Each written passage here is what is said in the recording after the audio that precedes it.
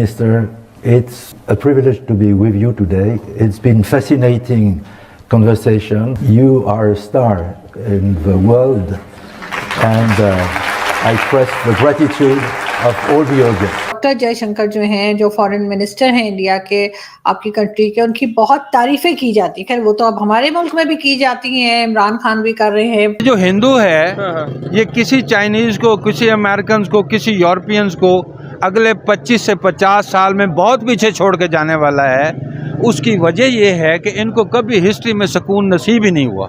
20-25 साल की उम्र में शायद वो IFS ऑफिसर बन गए।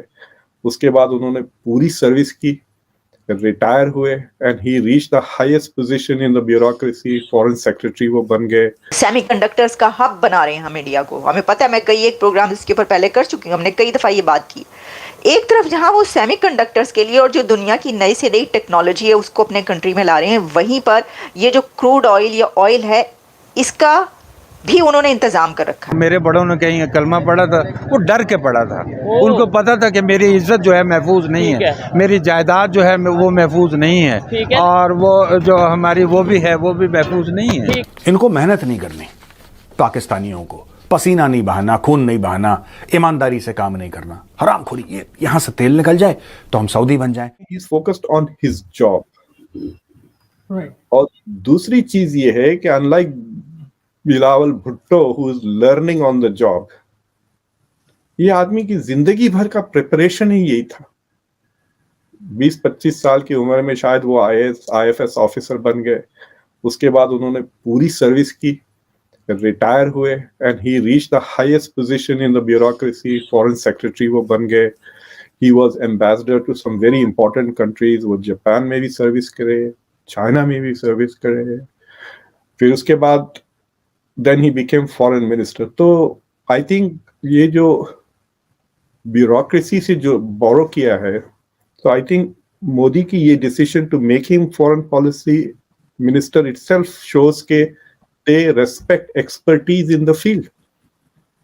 ये नहीं कि अपने रिश्तेदार को उठा के इधर से उधर से लाके बिठा दिया जॉब पे, whether they are qualified or not. Sir आप बिल्कुल ठीक कह रहे हैं। वैसे बिलावल भुट्टो का तो खैर कंपैरिजन बनता ही नहीं है डॉक्टर जयशंकर के साथ, बिल्कुल भी नहीं बनता।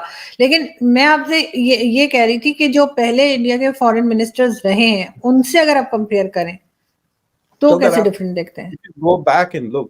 देखिए, फॉरेन पॉलिसी का जो मकसद होता है उसके 2-3 मकसद हैं। एक जो आपके नेशनल सिक्योरिटी इश्यूज हैं और आपके जो नेशनल इंटरेस्ट है उनकी हिफाजत करें और मुल्क के ताल्लुकात दूसरे मुल्कों के साथ बेहतर करें। This is the goal, right?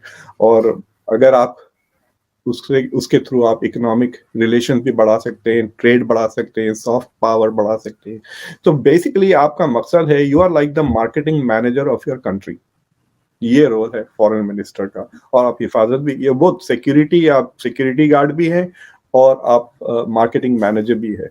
तो इंडिया की जो फॉरेन पॉलिसी का एवोल्यूशन है, it has also changed because of India's economic clout और मिलिट्री पावर, राइट? जैसा जैसा इंडिया पावरफुल होते गया, India became more and more aggressive. So for example, मैं अभी कल एक इंडियन स्कॉलर हैं जिनका नाम है आराधना तलवार, उनके साथ इंडिया की जो मिडल ईस्ट की फॉरेन पॉलिसी है उसका एवोल्यूशन को हमने स्टडी किया तकरीबन, कि कैसा बदली है। तो आपको पता है इंडिया फलस्तीन को भी बहुत जल्दी रिकॉग्नाइज कर लिया था एज ए कंट्री, और इजराइल को भी 1950s में ही रिकॉग्नाइज कर लिया। तो इंडिया वाज ट्राइंग टू, ये जो इंडिया का जो अटेम्प्ट है ना टू रिमेन स्ट्रेटेजिकली ऑटोनोमस और हर बंदे से मिल के रहे, वो शुरू से ही ये एटीट्यूड था। लेकिन उन्होंने इजराइल के साथ ताल्लुकात नरसिम्हा राव के दौरान 1992 में एस्टैब्लिश किए, तकरीबन 42 years later। तो इट शोज कि India has progressively become more confident, और उस कॉन्फिडेंस के साथ असर्टिवनेस आया।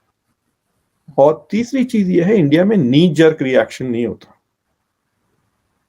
देखिए, आप जिस तरह के टर्की की पॉलिसी ले ले, टर्की की पॉलिसी इधर जा रही है, अब वो फिर वापस इजराइल के गोद में बैठ गए, राइट? इतने उन्होंने तमाशे किए थे, जाके अहमद दावूद तगलू ने आंसू बिछाए गाजा के ऊपर जाकर, अर्दोगान ने कुरान की आयतें पढ़ दी, उनकी बेगम रोने लग गई, ये सब। अब वो सब कहाँ गया वो सब? मतलब इट्स लाइक सडनली उनकी फॉरेन पॉलिसी इधर जा रही है, कभी रशिया की तरफ।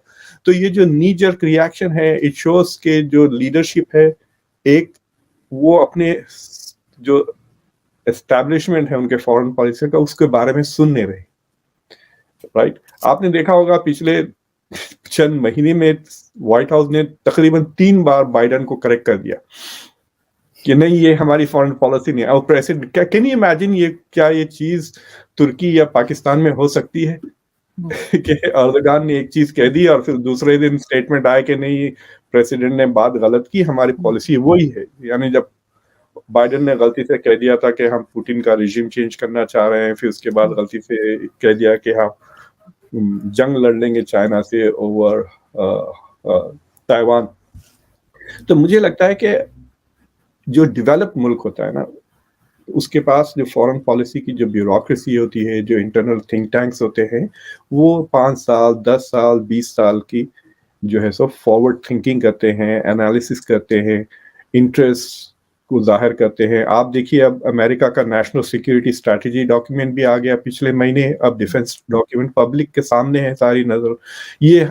ये डॉक्यूमेंट्स मिसाल के तौर पे मैंने पाकिस्तान से कभी नहीं देखा। इंडिया के पास से डॉक्ट्रिन्स आती हैं।